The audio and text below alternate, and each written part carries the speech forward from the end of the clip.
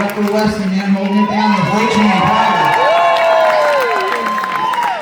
So Gunner's been wanting to go solo for an awfully long time, so I'm going to give him the chance to do that for 5 minutes. And the coolest about this song is that, well, a lot of cool things. Back in the 1950s, they didn't do what they do now, which is give everybody that was involved with a record, if it goes gold, a gold record, you know, that you hang on the wall. Now you can go on eBay and everybody's records are for sale or whatever.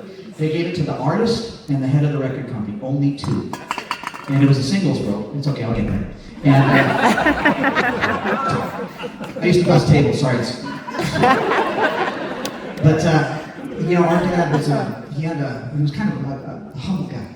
He was a humble guy, and he didn't like having his old records all over the place. He put them kind of in his closet on one wall, and then they just kind of like spread out everywhere, and he started putting them into storage and stuff. But there were a couple that he kept in there that meant a lot to him. One of them was a gold record that he got in 1957, I believe. He was on Imperial Records for a song called Lonesome Town. And the thing that was cool about it was back in those days, our dad was recording on a Friday and was on the radio on Monday. There was no fixing it in the mix.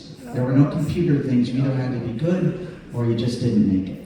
You know, Britney Spears could not have happened in the 1950s. Just couldn't happen. Hey, look, if we're all from this era, we understand. You go to the Bluebird Cafe and you sit and you hear some people, you know, play one guitar and a vocal and make you cry and you go, now that's real, right? It was the same way back then as well.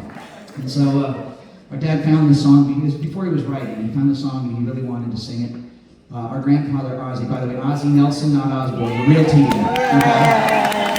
Grandpa Ozzy was a big band leader in the 30s. That's where he met our grandmother. They had #1 hit records. Our dad came along and us. We're the only family in history to have 3 generations in a row of #1 hit makers in it. But it started really with Ozzy. My 11-year-old kid is here somewhere, and you know, he's starting to play instruments. Who knows? I don't know. No pressure, Ozzy. Yes, I named him Ozzy, so I'm embarrassing him. But the truth was, these records were very special because, as I said, they were as real as it gets. There was no technology. And our dad, he got a gold record for Lonesome Town. It became a big, big hit for him. And we had a photograph of him receiving that when he was a teenager with Lou Chad, the head of Imperial Records. And we kind of, Gunner had it on his wall. He still has the handwritten lyrics for Garden Party on the wall in the studio. Things like that, you know, things that really mean a lot to us. And we heard that Paul McCartney was coming to Nashville to play at the Bridgestone Arena. This is a few years ago now. And funny enough, we've never had a chance to meet him. Gunner was a big, again, he still is. I think you're more of a George guy. Right? Gunner's a George guy, and we love George, and we're actually working with his estate now, his family. But we hadn't gotten a chance to meet Paul as a singing bass player, you know. I didn't get a chance to meet Sting, never will get a chance to meet my other guy, which was Benjamin Orr from the Cars, but Paul McCartney is still around.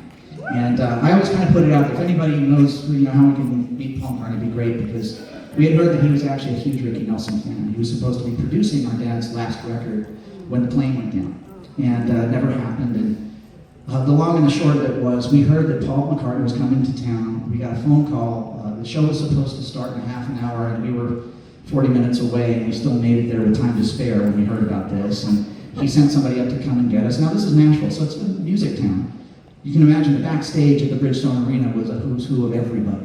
And it was almost like a surreal, weird music dream who we saw in that green room. But we were marched through the green room where he was holding to right where his dressing room was. And we found ourselves, again, totally normal childhood for us. We found ourselves, not that we're kids anymore, I wish, next to a few people. It was my brother and myself, Reba McEntire, Brooks and Dunn, Rascal Flatts, and Simon Kirke from Bad Company. And those are the people that were going to meet me before the show, so it was kind of a who's who. I love it, you know, Reba turned to Gunner and said, "Hi, I'm Dolly Parton." I should have yeah.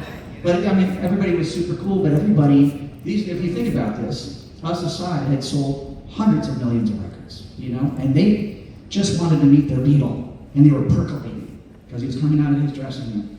And he finally came out of the dressing room, and, you know, that's what I was going to say, doves flew in the gates of heaven. No, he kind of floated out of his dressing room, and he looked at everybody and waved at everybody, and he locked eyes on my brother and myself, walked straight up to me, grabbed my face, and said, "Don't you look like your daddy?" And I said, "I think I look more like my mom, sir, but thank you." And he couldn't have been cooler. He was the nicest guy ever.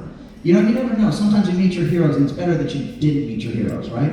He couldn't have been kinder. He was very sweet and talked a little bit, and Gunnar, among other things, he had been brought a bag. He didn't tell me what he brought with him, but it was actually the gold record off of his wall of Lonesome Town, because Paul McCartney had cut the song on Run Devil Run, his album of his influences. And Gunnar mentioned that he had it for him, and he was very excited. Thank you so much. And he saw the picture of our dad getting it, and he gave it to his assistant and said, thank you, it's very kind of you. And Gunnar and I looked at each other, that look that says, oh, it's going to be like Raiders of the Lost Ark. It's going to wind up in some warehouse somewhere, and then we'll never see it again, you know? We didn't know. And I pulled a CD, yes, a CD, out of my pocket. And the last song our father ever recorded was Paul McCartney, John Lennon. It was the first song they ever wrote together, called One After 909, a rockabilly number. And I told him that I had this and nobody heard it. And his eyes got like saucers. He said, did you? I said, yes, sir. And I gave it to him. And he started jumping up and down and hugging us like he was just a kid. Goes living proof. You can change the world with your music, but we're all still just kids. You know, reliving our memories and the magic that music has given us to bring us all together, especially in this world. It's awesome to do that. And so we can take a picture. We did. And Gunnar and I floated out of the arena and saw this amazing show.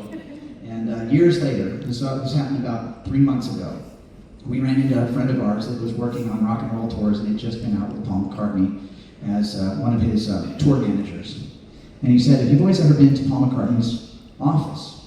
And we said, no. And he said, well, it's floor to ceiling, gold and platinum records and awards. It's all the way around. It's a 30-foot ceiling, and there's his desk. He said, oh, we can only imagine.